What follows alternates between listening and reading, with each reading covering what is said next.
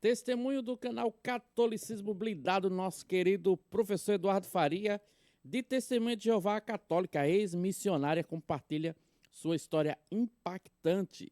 Vamos ver aqui o testemunho da nossa irmã. E hoje nós vamos conversar com a Sara Penin, que é ex-testemunha de Jeová, e ela vai nos contar como foi a sua jornada. Inclusive, ela foi missionária dentro dos Testemunhos de Jeová, e hoje ela é católica, em plena comunhão com a igreja. Boa noite, Sara. Muito boa noite, professor Eduardo. Prazer estar aqui com vocês. O prazer é meu. Obrigado por ter topado a entrevista. E eu estou muito curioso para saber como foi essa jornada. Antes, eu quero apenas convidar as pessoas a se inscreverem no canal. Se você ainda não é inscrito, se inscreva, deixe o seu like, deixe o seu comentário e compartilhe para que mais pessoas tenham acesso. A Sara mora em... Aqui também, viu, gente? Compartilha aqui também, por favor, né? Deixe seu like, se inscreva no canal. Estamos aí na meta de bater 15 mil inscritos até dezembro. Por favor, dá aquela força aí. Se inscreve no canal, ajuda aí, compartilha, manda para seus amigos, manda no grupo da igreja, tá bom? Em Caldas Novas, Goiás, é empresária na área de IA e desenvolvimento de aplicativos. E, Sara, conta um pouquinho para a gente sobre a sua vida pregressa na religião, né? Você nasceu num lar católico e foi para Testemunho de Jeová depois?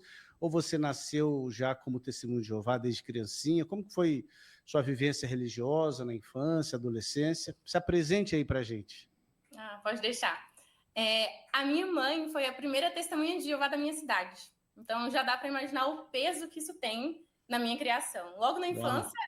As Testemunhas de Jeová têm um trabalho de proselitismo muito intenso, elas são conhecidas por isso, né? Normalmente estão lá no domingo de manhã, na casa das pessoas. E na infância, minha mãe já foi resgatada de uma família católica e se tornou Testemunha de Jeová. Apesar da família ser contra, ela acabou crescendo nesse ambiente, se batizou e se tornou muito ativa lá dentro. Ela se casou e acabou nascendo eu já dentro da organização. Um fator interessante que, assim... Hoje, eu não tenho nem como saber os motivos, mas aconteceu que meu pai, mais ou menos com uns 3 anos da minha idade, ele deixou as Testemunhas de Jeová. Eles continuaram casados, mas ele abandonou a fé das Testemunhas de Jeová e não acreditava mais naquilo. Olha só. Por causa disso, a minha mãe garantiu que a gente tivesse o mínimo de contato possível com ele, porque ele era o que as Testemunhas de Jeová chamam de apóstata. Então, meu contato com ele foi muito pouco.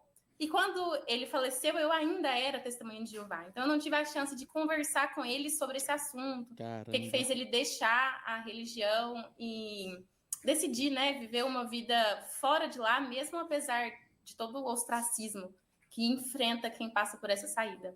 Mas lá dentro eu era, professora, aquela criança modelo, que é muito comum no meio das Testemunhas de Jeová. As crianças, elas têm uma comunicação muito boa muito cedo.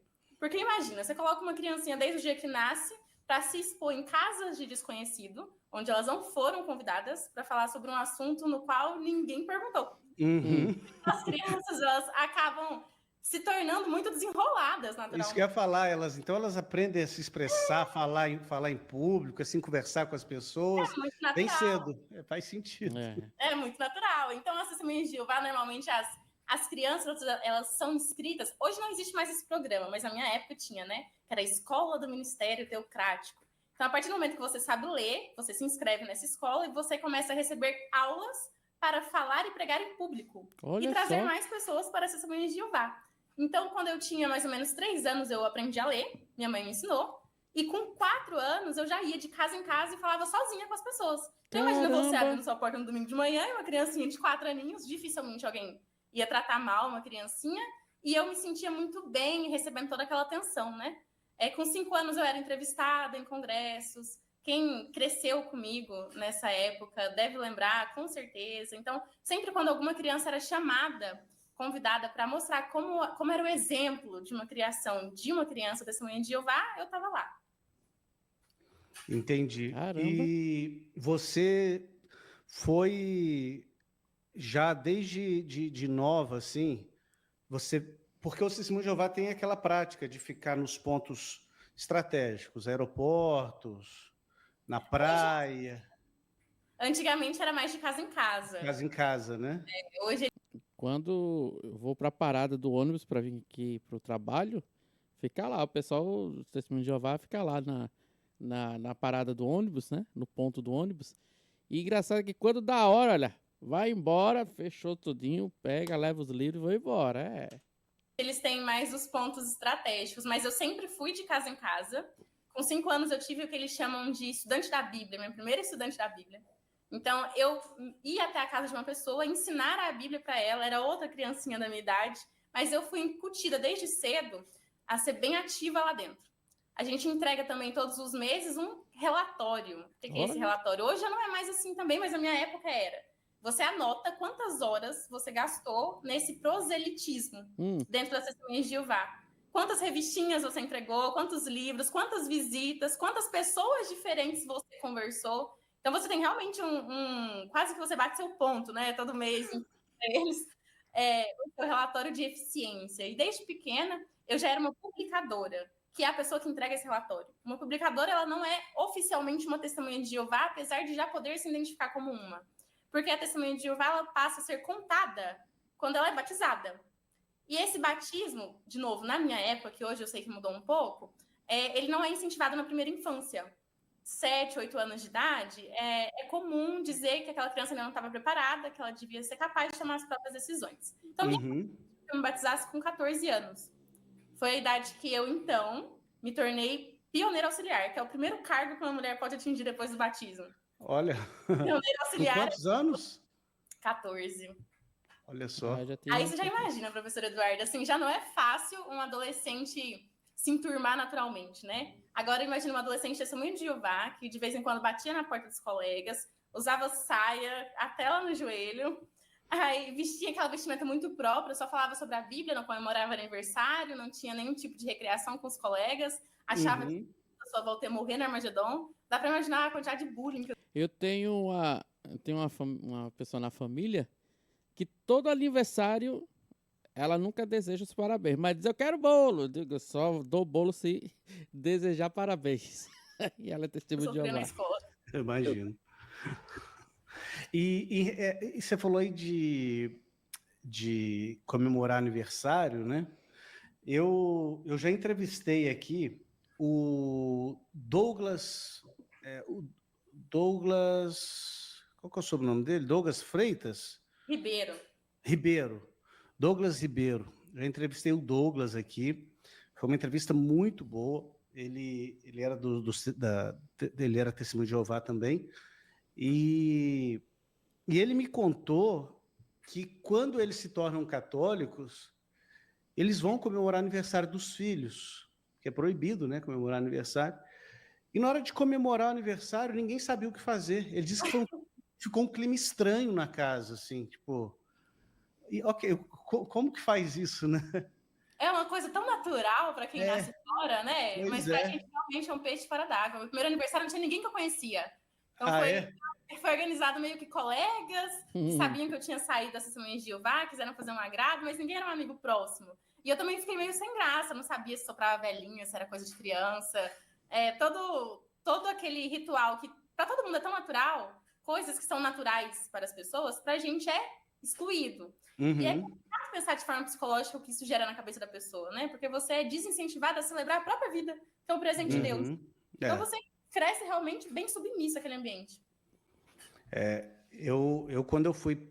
Eu ia falar processado, né? Mas eu não fui processado porque não virou processo, mas eu fui denunciado ao Ministério Público por intolerância religiosa e foi por um testemunho de Jeová. Meu Deus! Porque eu disse no Instagram que o testemunho de Jeová não era uma religião cristã, que eles não são uma religião para ser seguida. Aí eles me denunciaram e eu usei palavras mais duras, né? Eu não falei simplesmente isso. Já tem até live aqui no canal sobre isso. Porém, eu não fui processado, porque o Ministério Público decidiu arquivar, mas eu tive que depor na Polícia Federal por intolerância religiosa. E o que eu fiz, no meu depoimento, além de me defender, eu levei algumas publicações do Testemunho de Jeová, o que eles falam da Igreja Católica, né? E aí eu quero te perguntar. Da Igreja Católica, exatamente, né? Não, ninguém, e a Igreja Católica não está processando ninguém. Exatamente.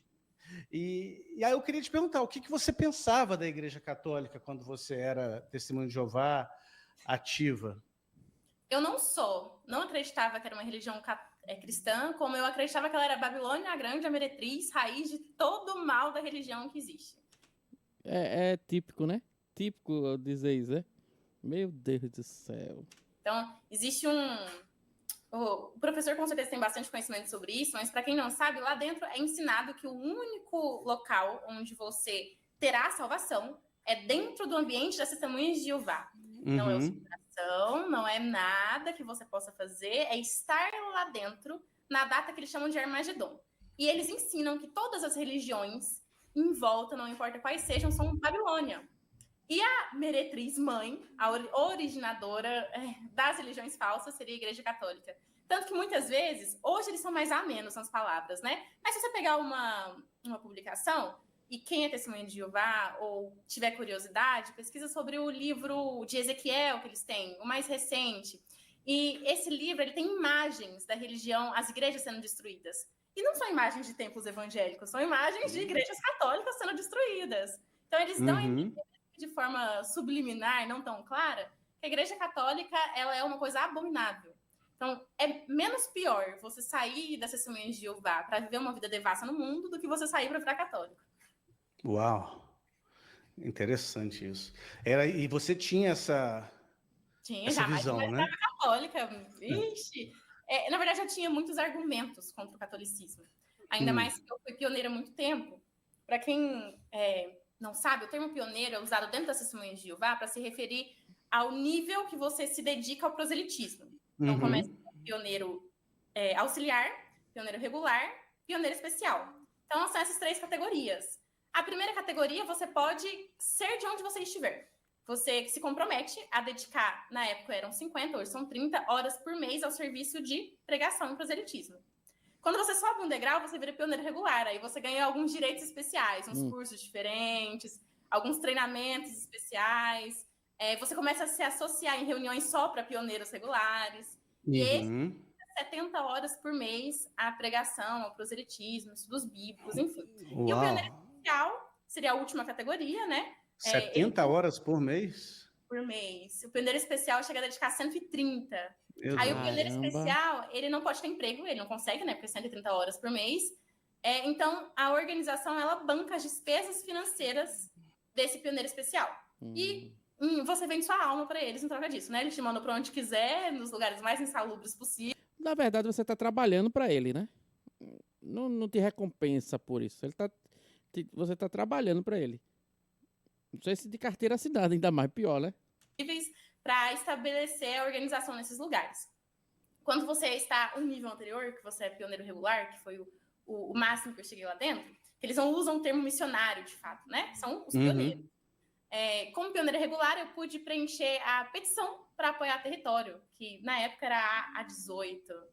Então, é um formulário comprido que você coloca, falando de toda a sua vida, e lá eles perguntam detalhes do dia que você nasceu até o dia de hoje, sobre sua índole, para você poder trabalhar para eles, pagando pelas suas despesas. Então, você se coloca à disposição e eles te devolvem uma carta dizendo para que cidade você vai, quando começa o seu trabalho, quando termina, e você envia relatórios regulares sobre como está sendo o estabelecimento da obra naquela região.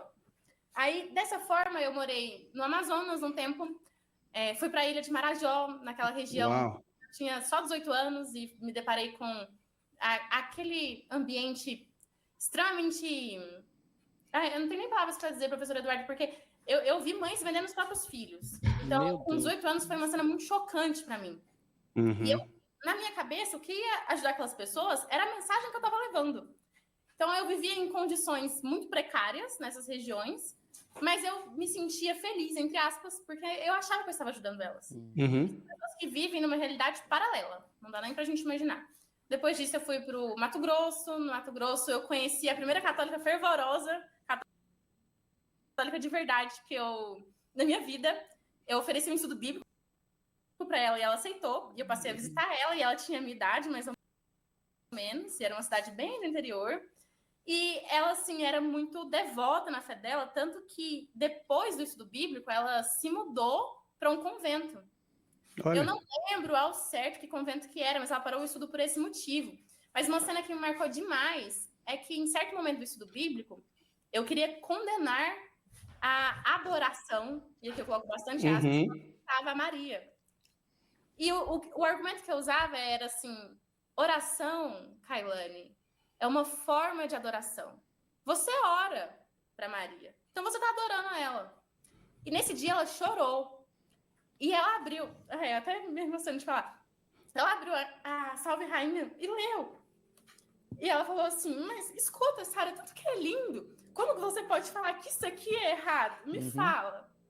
E eu, fria, totalmente indiferente, o que eu pensava era, como essa menina é cega? Não sabia que a cega era eu. E passou um tempo, ela foi para outras regiões, foi morar num convento, não sei de que ordem, não tenho muito contato próximo com ela mais, mas graças a Deus eu não consegui converter ela para ser Testemunha de Jeová, né? Graças a Deus. Talvez ela aceitou o estudo bíblico para te influenciar também, né? De alguma forma. Ela gostava muito de assuntos bíblicos, então acho que ela gostou de ter alguém com quem conversar. E Mas então você... pode falar. É que o início do estudo bíblico da Testemunha de Jeová é muito cativante, né? Ele não chega falando, você, católico, vai morrer. Ele chega falando, Jesus te ama, Jeová te ama também. Sabia que o nome de Deus é Jeová? E uma pessoa assim, sem muita base, dificilmente vai contra esses primeiros ensinamentos, porque eles são cativantes. Os dogmas vão vindo depois que você já está envolvido. E é só até um esclarecimento, né? O nome de Deus, Jeová, é uma transliteração errada, né? Do tetragrama hebraico, né? Não é Jeová, mas enfim, isso aí... Seria um erro ortográfico, né? E no século XIX se cria que o nome era Jeová. Hoje a gente já sabe que é bem distante disso. Outra coisa que me surpreendeu nesse sentido, professor Eduardo, que eu não sabia, soube, inclusive hoje, no exato dia de hoje, 2 de setembro, faz 1 ano que me enviaram seu perfil pela primeira vez. É? O destaque, eu ainda fui conferir, porque eu lembro quem enviou, e fui olhar que dia que essa mensagem foi enviada. Era o destaque Quem Sou Eu, que o professor conta sobre quando ele se deparou com a questão do batismo de crianças, né? Que eu também nunca tinha ouvido falar. E eu fiquei horas presas nos destaques, aprendendo coisas que eu jamais imaginei. Porque a impressão que eu tinha dos católicos era que católico não estudava. E eu, na ignorância, achava que eu estudava. Então, foi o início dos meus estudos mais profundos a respeito da fé católica. E quando eu entendi que o ensino das Testemunhas de Jeová sobre a negação da Trindade, que eles ensinam que Jeová é Deus, aí Deus, em algum momento, criou um ser chamado Jesus e falou para esse ser, vamos criar todos os outros juntos. E para isso eles usaram o poder deles, que seria o Espírito Santo. Isso é o que as Testemunhas de Jeová acreditam. Meu Deus. E quando eu entendi que não é assim, que... Peraí, criou Jesus e o Espírito Santo é o quê? É o poder de Deus. É o poder de Deus, tá. A força que sai dele. A força vital que sairia. Porque eles... Eu lembro, inclusive, nos estudos bíblicos que eu dizia, Deus é uma pessoa. Olha que ignorância. Deus é uma pessoa que tem um lugarzinho para sentar, um trono para morar. E ele mora junto com Jesus. E o poder deles é o Espírito Santo.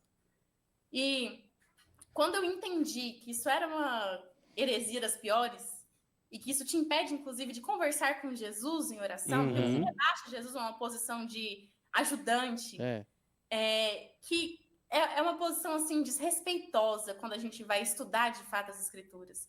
E quando você entende o que essas Testemunhas de Jeová fizeram com a própria tradução da Bíblia deles, inclusive eu tenho uma ainda, para poder encaixar essas crenças, é bem revoltante. Então, por exemplo, no Evangelho de João, eles dizem que o verbo era um Deus, com um artigo indefinido antes. Sim. Olha o que foi preciso ser feito para encaixar um dogma aí. E muitas vezes as pessoas não esclarecidas, tendo acesso somente a esse tipo de tradução, creem que encontraram a verdade, né?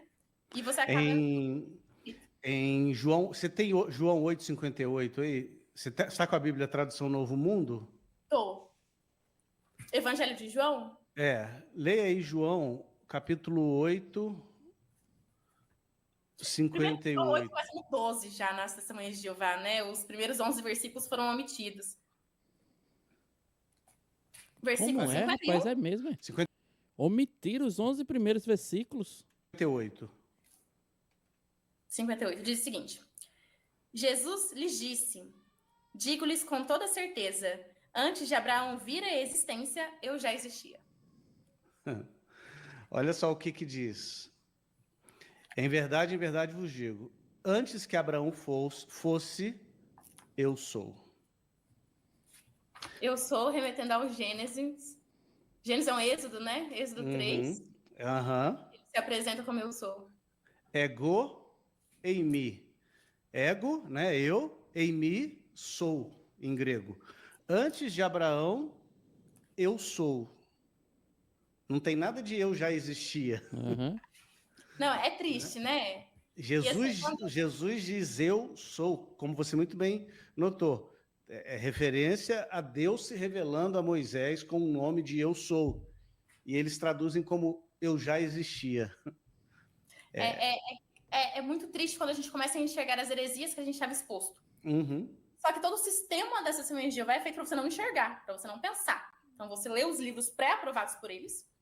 Uma live como essa, que provavelmente tem pessoas em dúvida assistindo, para eles é quase que um pecado mortal me ouvir falar.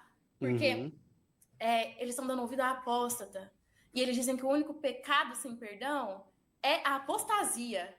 Eles chamam o pecado contra o Espírito Santo de apostasia. Então, você falar mal do corpo governante, lá dentro você pode duvidar de Jesus, professor Eduardo. Você pode falar, minha fé está fraca em Jesus.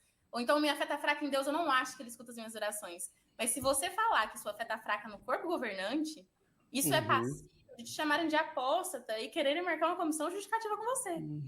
Então, você não duvida do corpo governante lá dentro, né? Eles realmente lideram a Assembleia de Jeová e ditam todas as crenças. E se o corpo governante disser hoje que algo mudou, tá falado, não importa o que a Bíblia diz. Que é o que aconteceu muito recentemente com a desassociação. A prática da desassociação é uma das práticas mais pesadas desse ambiente. O que é a desassociação? Quando alguém é testemunha de Jeová, você tem duas formas de sair. Ou você se desassocia, ou você se dissocia. Dissocia, você escreve uma cartinha pedindo para sair, mas o resultado é o mesmo. Desassociação, você comete um pecado e você vai confessá-lo aos anciãos perante uma comissão judicativa. E como o próprio nome já diz, eles vão julgar se você merece continuar lá dentro. Nossa. Perante 3 homens, você conta o seu pecado, depois você sai, eles conversam sobre o seu pecado e decidem se você continua como testemunha de Jeová. Ou seja, só te interrompendo, não tem a confissão auricular com o padre, não pode confessar com o padre, ali no ambiente privado, só com o padre te absolve. Não, você confessa para 3 de uma vez. Você confessa para 3, que provavelmente vão contar para a família sobre o seu problema, que acontece com muita frequência. Você não tem confiança naquele ambiente, na maioria das vezes, não todas, porque eu condeno a instituição Testemunha de Jeová, mas não os membros que estão lá dentro. Eu acho que a maioria são vítimas enganadas. Alguns não, mas a maioria sim. Então, muitas vezes, você lida com pessoas com as quais você não pode confiar. Além de você falar sobre a vida íntima, por exemplo, imagina um jovem adolescente que está namorando e acaba caindo em pecado. Ele tem que confessar não só que ele pecou contra a castidade, mas detalhes, se usou preservativo ou se não usou, em que momento que foi. Meu Deus. E imagina quanto isso é difícil, principalmente se você for mulher perante 3 homens. É doentio isso. É doentio. E você, depois de narrar o seu pecado, sai de perto e espera se eles vão te perdoar ou não. Ou seja, eles vão decidir se você continua como membro da Testemunha de Jeová. E se por acaso você decidirem que você não é membro da Testemunha de Jeová mais, seu nome é anunciado lá da frente, então todo mundo sabe que você pecou. Além do seu nome ser anunciado a partir daquele momento, ninguém conversa mais com você. E eles usam para isso uma passagem que o apóstolo Paulo fala: cessai de ter convivência com tal homem. Eu não vou lembrar agora qual passagem que é, que faz muito tempo que eu parei de consumir o conteúdo do Testemunho de Jeová, mas eles usavam esse versículo. E Paulo diz nesse versículo nem sequer cumprimentando. E o argumento que eles usavam era: o mais simples oi pode gerar uma conversa com uma pessoa que desagrada a Deus, pode te contaminar. Então, sua própria mãe deixa de falar com você. Os seus próprios filhos deixam de falar com você. Eles têm vídeos treinando as pessoas para serem exatamente assim, cortar contato. Você só fala se foi estritamente necessário. Mas aí, coincidentemente, no ano passado, surgiu um processo na Noruega, dizendo que a política da desassociação, a doutrina da desassociação, feria os direitos humanos Nada mais justo. Você está excluindo a pessoa da própria família. Aliás, também um outro comentário aqui. Eles não incentivam os seus membros a fazerem ensino superior. Não incentivam. Mudou essa semana, né? Ah, é? Então não incentivavam. Não incentivavam. Então não incentivavam a fazer ensino superior. Mas eles precisam ter uma equipe jurídica muito forte. Eles precisam ter advogados. Você está falando aí qual país que foi? Noruega. Aqui no Brasil também eles precisam por questões de transfusão de sangue. Né?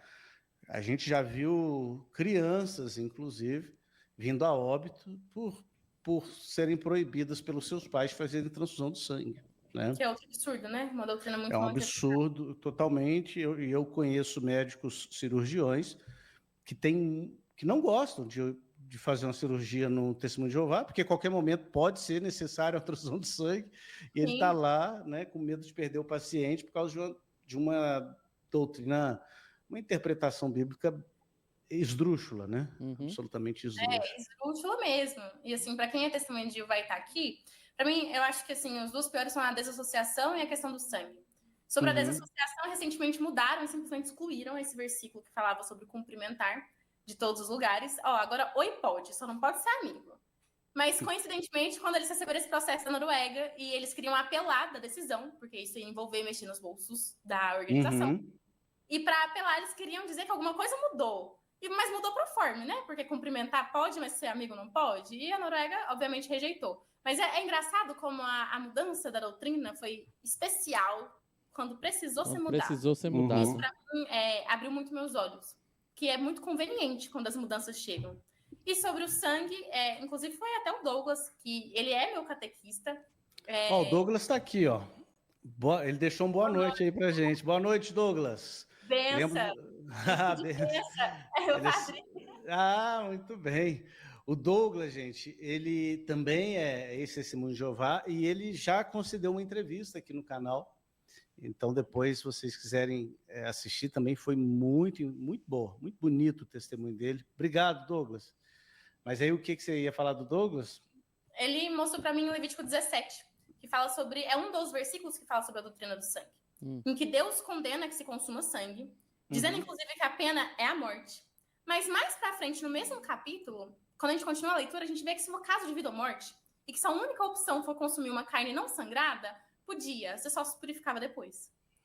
E, assim, isso é tão claro que hoje em dia a gente não lida com sangue. Eu não quero comer alguma coisa com sangue. A gente tá falando de caso de vida ou morte. É um caso que na Bíblia existe base para ser usado, né? Deus, o sangue ele simboliza a vida. Mas ele não é mais valioso que a vida. Então, você não perde a vida para preservar o símbolo. Perfeito. E outro exemplo disso que era o... Caramba, que frase, viu? Você não perde a vida para preservar o símbolo. Caramba. Forte isso. As dele, os pães da preposição. Era nível de morte. Mas ele não morreu porque a única opção era comer aqueles pães. Tiveram que estar puros, mas quando é caso de vida ou morte, Deus sempre vai valorizar mais a vida do que o símbolo. Mas para isso para eles é um absurdo, né? Aqui eu conheço pessoas que perderam filhos por conta de... Você conhece pessoalmente? Sim, você sabe? Conheço pessoas pessoalmente. Um casal que perdeu uma filha. Essa família nunca mais foi a mesma coisa. A mãe até hoje é deprimida. Até hoje fala da menina que morreu com 18 anos, muito nova, porque ela tinha anemia falciforme. Que o tratamento é transfusão de sangue. Sim. Então, eles fizeram tratamentos alternativos até onde deu, mas chegou um momento que não deu mais. E a menina morreu por conta da doença. E, infelizmente, os pais nunca mais se recuperaram. Não tiveram outros filhos e não existia uma ocasião em que eu encontrava com a mãe dela e que a mãe dela não falava sobre ela. E é muito triste de ver isso, porque a esperança deles é uma vida futura, em que eles vão reencontrar e ver com essa menina no paraíso. Mas o presente, a vida que Deus deu para ela hoje, infelizmente, por causa da religião, foi cortada.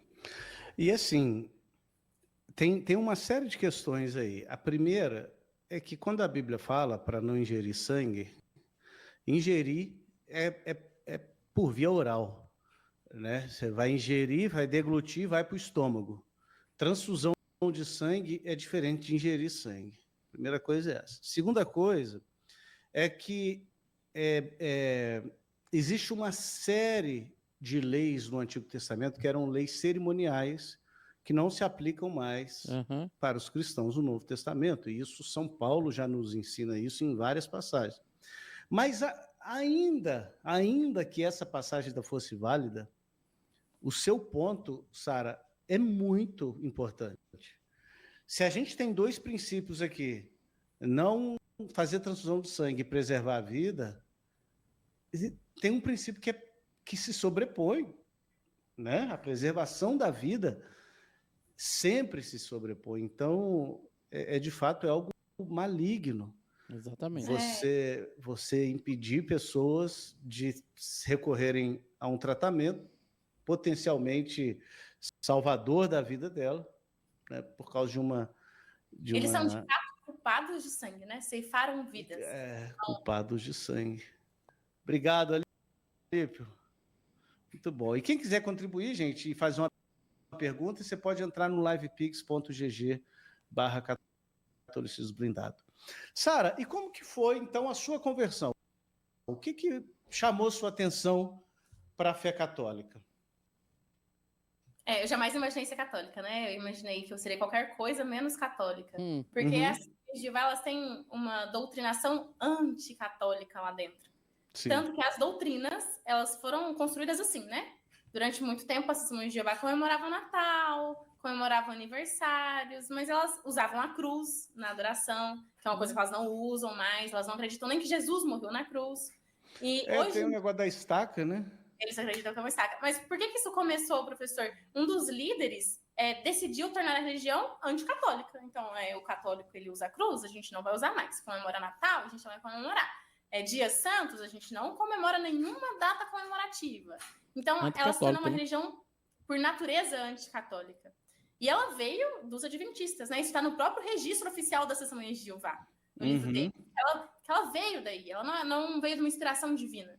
Então, quando eu encarei aquelas verdades, a primeira sensação que eu tive, além daquele ambiente não valer nada, e ter que lidar com os traumas que advêm desse ambiente, porque o natural de quem sai dessa Testemunha de Jeová é sair uma pessoa muito calejada, e que entende que só vai ser feliz de verdade se ela voltar para lá em algum momento. E eu tive que andar sozinha, com as minhas próprias pernas, sem círculo social, amigos de infância sem falar comigo, a minha família não era mais próxima de mim, porque agora eu não era mais... A única coisa que unia eles é a religião, né? E eu já não tinha mais isso em comum com eles. Então eu fui renegada e tive que começar tudo do zero. Isso me doeu muito. E eu entendi, na minha cabeça da época, que se Deus de fato estava num lugar, seria nessas Testemunhas de Jeová. Se ele não estava lá, ele não estava mais em lugar nenhum. E me entendi como agnóstica, porque ao mesmo tempo eu não conseguia renegar a existência de um ser superior. Entendi. Mas na ignorância eu pensava que ele era tão grande que seria errado colocar ele dentro de uma religião ou tentar compreendê-lo pelo viés religioso. Eu não vivia mais a religião, eu vivia as regras da minha vida e comecei a fazer coisas que eu nunca tinha feito. Por exemplo, comemorar um aniversário, comemorar um Natal, ter um relacionamento, que lá dentro é muito extremamente regrado. Eu vi lá dentro muitas pessoas serem escolhidas pelo Espírito Santo, que é o termo que eles usam, para cargos de liderança, sendo pessoas que cometiam pecados graves. Então, como que o Espírito Santo podia fazer uma coisa dessas? E isso deixava a minha fé bem, bem enfraquecida. Quase um ano, me identificando como agnóstica, eu fui num evento de marketing a trabalho. E nesse evento, por acaso, no último dia do evento, era um evento que, assim, cheio de católicos, na cidade de São Paulo. Eu estava sozinha, extremamente fragilizada emocionalmente, porque é assim que a seita te deixa. Eu não queria voltar para lá, mas eu tentava, com as minhas próprias pernas, reconstruir a vida, sem muito apoio. E lá eu conheci algumas pessoas que eram católicas, mas lá naquele ambiente a gente estava falando sobre marketing, que era o objetivo do evento em si. E a última palestra do evento foi uma palestra do Ítalo Marcílio. E naquele evento ele tinha preparado, eu lembro como se fosse ontem, ele tinha preparado uma palestra sobre marketing, mas de última hora ele decidiu falar sobre a vida dele. E uma vida católica, né? Desde sempre, muito próximo da fé católica, e ele falou sobre uma coisa interessante que chamou muito a minha atenção. sobre os nós que Deus dá na nossa vida. Então, ele falou sobre coisas que não tinha como não ser Deus na vida dele. E eu, naquela cadeirinha, escutava e pensava, que absurdo. Porque eu orei antes de tomar várias decisões. Eu pedi a orientação de Deus de joelhos. Eu fui uma pessoa dedicada a Ele. E Ele nunca me tirou das furadas que eu caí. Na época, eu tive um casamento dentro da religião das Testemunhas de Jeová que foi marcado por inúmeras traições, as escondidas, mesmo sendo uma pessoa que estava comigo no serviço missionário. Então, eu orei antes de escolher essa pessoa. Eu bati o joelho no chão várias vezes. Eu pedi. Ele era testemunho de Jeová também? Era um exemplo lá dentro, uma gracinha. Aquela pessoa que as pessoas batiam no meu ombro e falavam que sorte você tem de ter ele como marido. E assim, quando tudo veio à tona, eu pensava, como Deus não me protegeu, eu fiz tudo certo. Eu não fui proforme na minha fé. Eu sempre segui muito de perto tudo que as Testemunhas de Jeová diziam. Eu era a chata, e quem me conhece sabe que naquela ignorância era tudo que eu tinha, eu abraçava, eu vivia aquilo. Eu não tinha uma vida dupla como era comum na adolescência de muitos jovens. Eu não ia para o mundo experimentar, eu fiz tudo certinho, comandar a figurina. E eu escutava o Ítalo falando e eu pensava, só você, né? Então Deus te tem como especial, porque ele nunca me protegeu de nada. E no último dia do evento, me convidaram para um café, para falar sobre trabalho. Era uma pessoa com a mesma profissão que eu, chamava Henrique. E cheguei nesse café atrasada, e o assunto, ao invés de café, foi essa palestra. Que absurdo que o Ítalo falou. Deus tem ele como favorito. E ele falou uma frase que eu nunca esqueci. Ele falou assim, se Deus tivesse feito alguma coisa, será que você não estava lá na Testemunhas de Jeová até hoje? E aquilo abriu a minha mente. E realmente, professor Eduardo, se Deus tivesse ouvido uma oraçãozinha, se Deus tivesse atendido a um pedido meu, pedindo por apoio quando eu saí desse casamento, ou se Deus tivesse feito qualquer coisa que eu pedi em oração naquele momento, para eu continuar firme lá dentro, eu estava lá até hoje. Foi um mal necessário para eu conseguir sair. Em outras circunstâncias, talvez eu nunca teria saído. Entendi. E ele conversou comigo sobre a fé católica e pediu que eu desse uma chance, que eu assistisse uma missa. E eu já tinha curiosidade de saber como que eram outras igrejas, não só a igreja católica, mas eu tinha medo, porque lá dentro você aprende a estar pisando em Babilônia, né? Então, eu tinha até vergonha, porque eu moro numa cidade pequena, vai que alguém me vê saindo de lá. Ia ser um falatório. Aproveitei que eu estava em São Paulo e visitei a Nossa Senhora do Brasil. E assisti minha primeira missa lá. Primeiro que eu cheguei bem mais cedo, e é inegável a beleza daquela igreja, não tem como você não funcionar. E eu olhava aquela igreja e eu sentia realmente uma presença que era sobrenatural. Mas eu não consigo explicar aquilo em palavras, professor, porque eu sempre fui muito racional na minha fé. Eu provava por que eu acreditava em cada coisa. E naquele dia em específico, eu tive um sentimento que era além do racional. Era um sentimento de aqui tem alguma coisa especial, mas eu não sabia dizer o que era. Não entendia nada da missa, fiquei sentada o tempo todo, mal sabia o que estava acontecendo. Mas eu fui conversar com um padre no final. E falei um pouco sobre a minha vivência. Ele me encontrou depois da missa e falou assim, você conhece a Opus Dei? Não conheço. Mandei mensagem para esse amigo que eu tinha feito no evento e ele falou assim, eu vou conseguir uma visita para você lá. Fiquei mais um dia em São Paulo. E fui visitar um centro da Opus Dei. E lá eu conheci uma moça que me ensinou a rezar o terço. Ela me escutou com carinho e eu falei, olha, você tá me ensinando, mas eu não acredito em nada disso, tá? Eu não acho que vãs repetições vão me levar a algum lugar. Aí ela deu risada e falou assim, só faz. Ela me deu o terço, eu não tinha um. E falou, só faz. Do jeitinho que eu te ensinei. E depois a gente conversa. E eu não tinha nada a perder, né? Passei a rezar o terço todos os dias, sem acreditar em nada. Inclusive, tinha que rezar com as minhas anotações. Porque eu não tinha Pai Nosso. Não sabia mais nada. Então, fazia o terço todos os dias. De vez em quando esquecia. Às vezes, fazia sem contemplar os mistérios, porque ainda não sabia muito bem como funcionava. E com mais ou menos uns 2 meses, eu comecei a sentir muito forte um desejo de visitar uma igreja católica da minha região e começar a assistir às missas. E não existia uma missa que eu não chorava. E, de novo, professora, eu não sei explicar o porquê. Eu só sei que eu chegava naquele ambiente e alguma coisa sobrenatural existia ali. É lógico que hoje eu sei o que acontece na Santa Missa, mas até então eu era uma pessoa completamente leiga, sentindo uma emoção diferente quando estava lá. E sem motivo para sentir aquela emoção, porque quem assistiu uma missa sabe que não é algo para aflorar suas emoções. Eles não, não é algo baseado em emoções. Se você não entender o que acontece na missa, dificilmente você vai conseguir contemplar. Perfeito. Olha, só fazer uma observação aqui, por isso que a gente escreveu esse livro aqui, ó. A Santa Missa e a Liturgia. Esse livro, ele traz todos os detalhes, explicando de forma simples para você entender todos os momentos da missa. Por que o padre entra pelo meio? Por que o padre beija o altar quando ele chega? Todos os significados.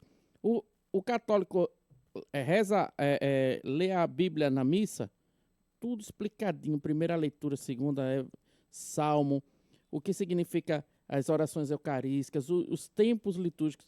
Se você quiser saber mais, se aprofundar, entender o que realmente é a Santa Missa, então adquira esse livro.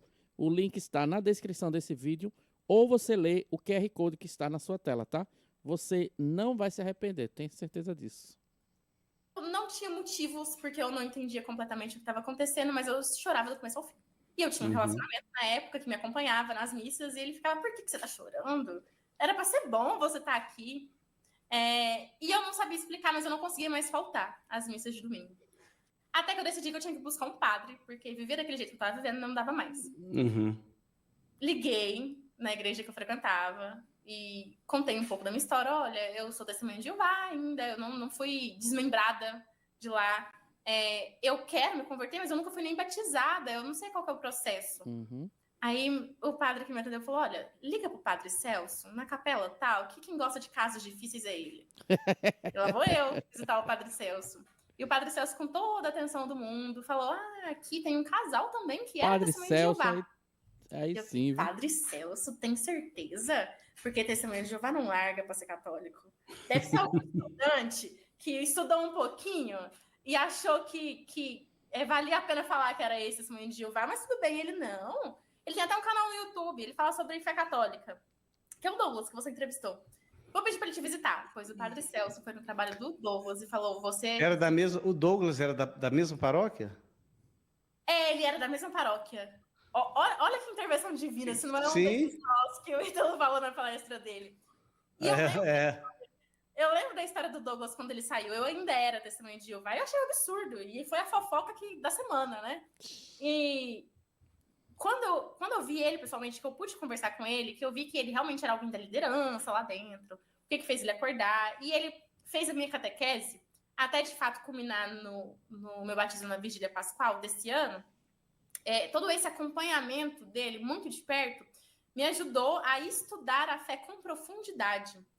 E também me ajudou com respeito aos traumas emocionais, porque, e de novo, professor, eu não acho que alguém consiga sair sem sequelas das testemunhas de Jeová.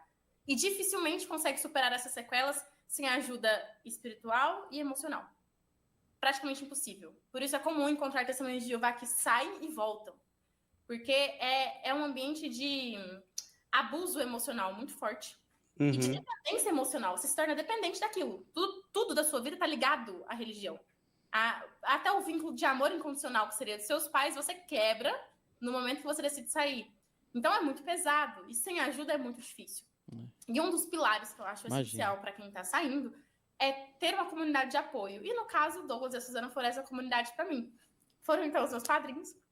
Eu ainda estou num processo de conversão diário, porque eu não parei de estudar. Eu estudo o catecismo sempre, eu estudo todo o conteúdo que eu vejo disponível a respeito da fé católica. A gente tem um grupo de apoio a ex-testemunhas de Jeová que estão saindo. É natural também que eles queiram conhecer um pouco mais sobre a fé católica. Eu tento ajudar o máximo possível pessoas que têm uma chaminha, lá no fundo que seja, para poder acordar desse ambiente insalubre. E você só consegue ver o quanto é insalubre depois que você sai. E existe vida depois das testemunhas de Jeová. Que é algo que lá dentro a gente pensa que não, que a vida aqui é terrível. Mas não é terrível. Quando eu era criança, pouco antes do meu batismo, 12, 13 anos, já insistia para ser batizada como testemunha de Jeová, eles pedem que você faça uma oração de dedicação. O que é essa oração? Você se coloca perante Deus, dizendo que toda a sua vida, você quer que toda a sua vida seja dele. E eu lembro dessa oração minha. E eu lembro que eu falei assim, que eu queria muito servir a Deus e que eu entendia que Deus tinha escolhido a minha mãe e que eu nasci testemunho de Jeová por uma consequência infeliz, mas que eu queria a oportunidade de adorar a Ele do jeito certo. E eu vejo que essa oração foi atendida hoje. Amém. Depois de tanto tempo dela, Uhum. as chances de eu sair daquele ambiente eram praticamente zero. E qualquer pessoa que tenha me visto pregando dificilmente me imaginaria fora de lá, muito menos católica. E, assim, hoje eu vivo uma vida feliz, porque eu vivo uma vida como Deus queria que eu vivesse.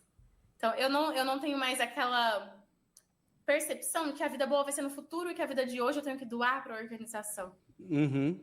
Eu vivo uma vida plena, na medida que é possível viver nesse mundo que a gente tem, mas tendo certeza que eu tenho, de fato, hoje um lugar certo, uma fé certa e concreta para eu seguir. Amém. Olha, ainda tem muita coisa aqui do testemunho dela. Eu vou deixar o link aqui na descrição para você assistir completo o testemunho da nossa irmã aqui, tá certo? Então, vai lá e se inscreve também no canal do professor. E se inscreve aqui, ajuda a gente a bater os 15 mil inscritos até dezembro, gente. Estamos nessa campanha aí, ajuda a gente.